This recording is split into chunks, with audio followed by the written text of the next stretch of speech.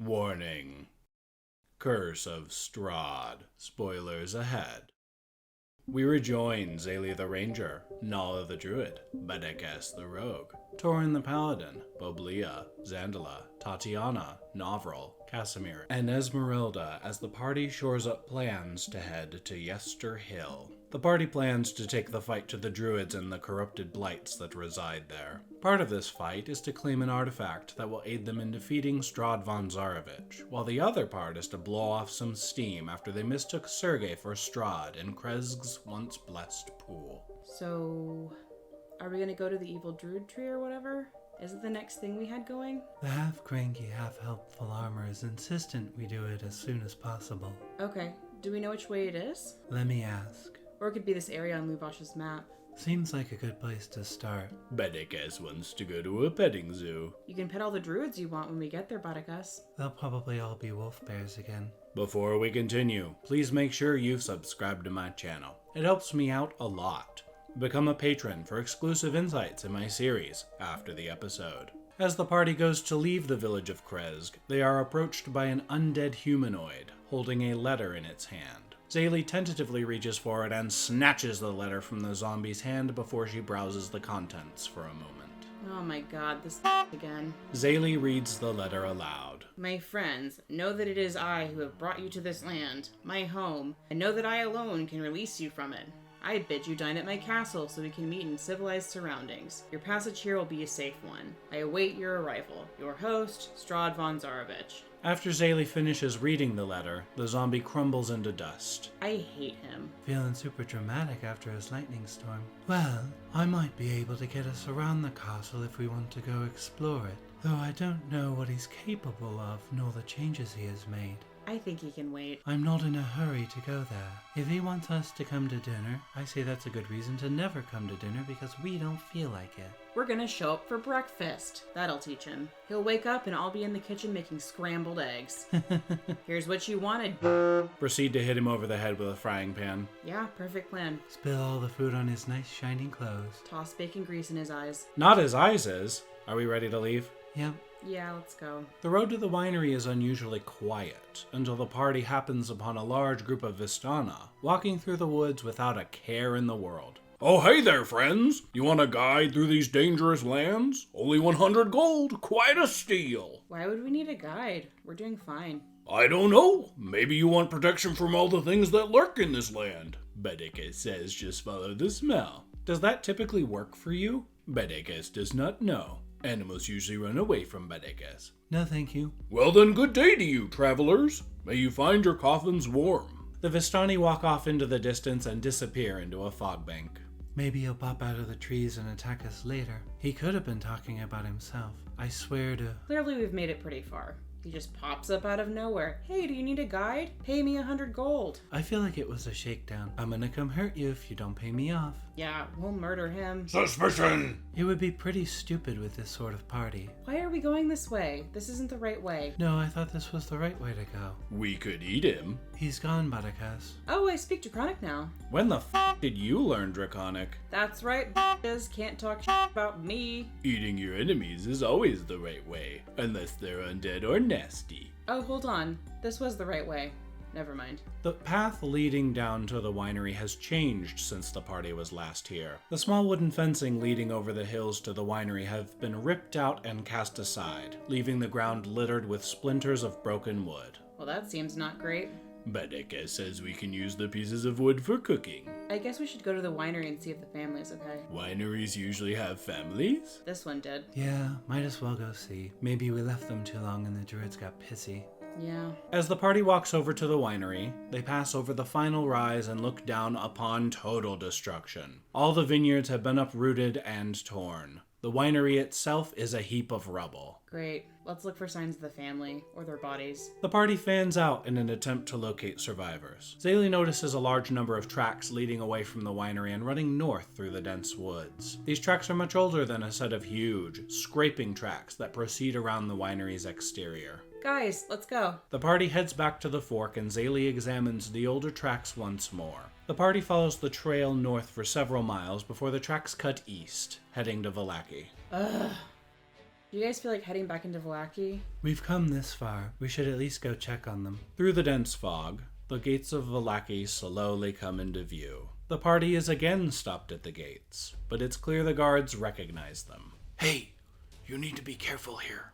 Why? Someone killed Vargas Valakovich, and Fiona Vokter is now in charge. The creepy lady. Fiona, the one with the house? Is that who it is? Yeah, the lady who invited us to dinner. Is that a general be careful warning? Or are you warning us specifically? You specifically. Oh right, she supports old what's-his-face. Mr. Guard, Butticus wants to know why. Do you need Butticus to eat someone? If eating a bad guy is involved, Butticus can help.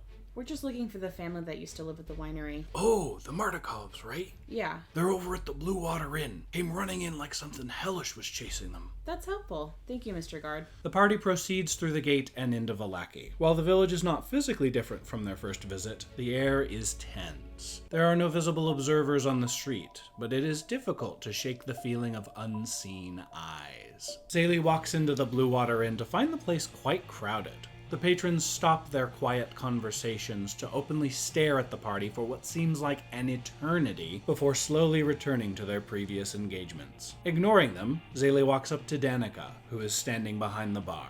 Hi, have you seen the Martikovs? Are they staying here? I am Madakov, my dear. Who's asking? Oh, you don't remember me? From the winery? How we killed the druids and... Oh dearie, you must be talking about Davian. Barakas tries to sneak into the crowded bar. The room again goes quiet as a 7-foot-tall tiefling stoops low and creeps between tables. Do you know where they went? Are they still here? If you have urgent business with Davian, I can see if he's available. Yes, please. Danica nods and departs for the upper floor. Is there another bartender or is it just her? I think it's just her. Ugh, what if I want to get my girlfriend a glass of gin? I don't think they're making spirits. Sake. What's up with the bartender? I'll fill you in. Danica returns with Davian. The latter looks worse for wear. Dark bags under his eyes emphasize great fatigue and stress. Hey buddy, what the happened to you? How?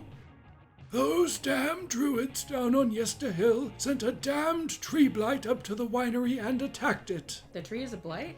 Whoops. That would have been good to know. Oops. Okay.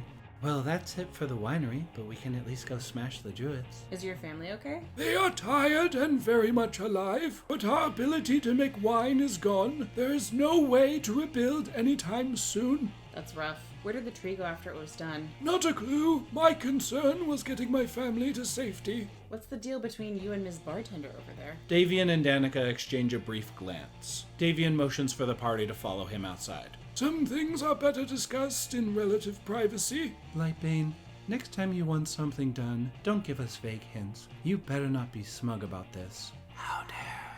What did it say? How dare. My reaction exactly. The party spills out into the evening and takes a quick glance around the yard. The evening fog creeps closer, threatening Barovia's evils, but also providing a swirling shield from prying eyes. We used to make 3 vintages of wine: Champagne, Red Dragon Crush, and Purple Grape Mash. Each vintage was controlled by a magical gem. I've told you Baba Lysaga has one in the swamps of Berez. I suspect the druids of Yester Hill have a second gem based on the tree blight's glow. But the first gem we lost was responsible for our champagne, and it disappeared on a night that Erwin was supposed to watch the vineyard. He staunchly denies skirting his duty to spend more time with Danica, but the fervor of his denial has made me suspicious enough to blame him for its loss. Seems like a dumb thing to fall out over. What do these gems do again? They help the vines grow big and strong. I thought I explained this. Nala, don't you know about the special winery gems? I know something got stolen, I just don't remember what they did. So do you not need those gems anymore, or what? If we want to replant the lifeblood of Barovia, we'll need those gems before we can really get started. Okay, so we get the gems back and you can restart your winery. I don't know how long it will take to rebuild the winery itself. You wouldn't happen to know a spell that can conjure up a team of builders, do you? Nala, can you conjure some wolves? I can conjure woodland and fey beings. I'm not sure how good they are at construction. And if you replant vines, I can make them grow super well. What do you mean, super well? It's a land blessing. Basically, they'll produce double their normal harvest for their first year. Obviously, this would have to happen after you rebuild. Were you responsible for the overgrowth in Western Vallaki? Yes, That's the idea. If you could get those gems back, it seems like the vineyard would be in great hands. So one's with the tree blight and the other is where? With Baba Lysaga the Hag down in the ruins of Berez. If you could do me another favor while you're down there, I know it's a lot to ask, but I wouldn't if it wasn't important. Baba Lysaga likes to catch crows and ravens before she gruesomely kills them. If you could release those she's captured, I would be so grateful, though as it stands, I have little I can repay you with. So we're supposed to run down there and release a bunch of random birds? We would do it anyways, but why do you care? Yeah, and how do you know she has them captive? They are part of my family, in a sense. I am a were-raven. What? A what? Why is he a were-raven? Is he a nasty raven when he's like, it's a full moon and he's like hungry for blood or something? We knew there were were-ravens. The first friendly raven told us to go find them. We just kind of forgot about it. It's also the way he said it. I am a were-raven. Okay, buddy, you've been drinking too much of that moonshine. Well, they're out of wine, so he has to settle. He's gotta make it in the bathtub. This is amazing. Can I be a were-raven? Is this contagious? Probably follows standard lycanthropy infection. How the f did you know that, Torin? I read it somewhere. Nala's ultimate dream. Become a bird. You're right, though. Birds are great. So does this mean you'll accept my request? I assume we're going to have to kill her, so yeah, we can release the ravens and crows while we're there. Badakas, still inside the Blue Water Inn, is covertly tying patrons' shoes together while pretending to tie his own. Badakas likes tying shoes together. Where did Badakas' friends go? Badakas must investigate. Badakas stands up and proceeds to take the whole table with him. Dishes and mugs clatter off the table as everyone stares dumbfounded before Badakas throws the table off his back and dashes out the front door. Do we want to know what you just did, Badakas? Badakas is innocent. Badakas did nothing. Why are you covered in beer, Butticus? Did you start a fight? Badakas never starts a fight, but Badakas usually finishes a fight by eating the other one. Did you eat someone? Badakas is hungry. Badakas has not eaten anyone. And Badakas is poor. Badakas hit Badakas' head on the table. Why were you under the table? Badakas was listening for intel. Did you find anything interesting? Badakas found out they sell moonshine. But you don't drink, Badakas. I'm going inside to grab some food. I'm dying. Yeah, let's go inside. Badakas wants to go back inside, but Badakas is unsure if Badakas should after Badakas' disagreement with the table. The party goes inside and is confronted with Badakas' mess. Zayli, Torin, and Nala help finish cleaning the mess and give Danica a couple gold pieces for her trouble.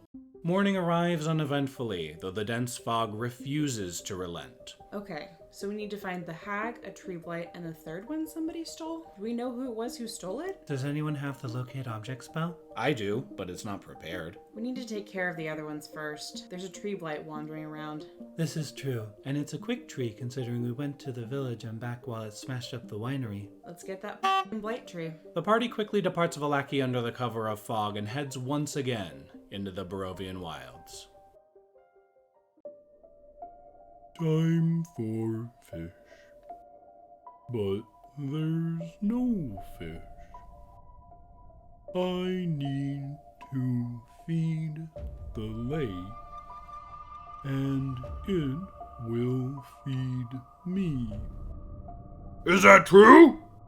I think so. You're Bluto! Uh-huh. Luvash! It is a delight to finally meet you! It is? It is! I have been waiting for you to come back to the spot where you tried to drown my daughter. I'm going to make an example of you that the people of Vallaki will never forget! What A special thank you to my incredible patrons for continuing to make this campaign series possible.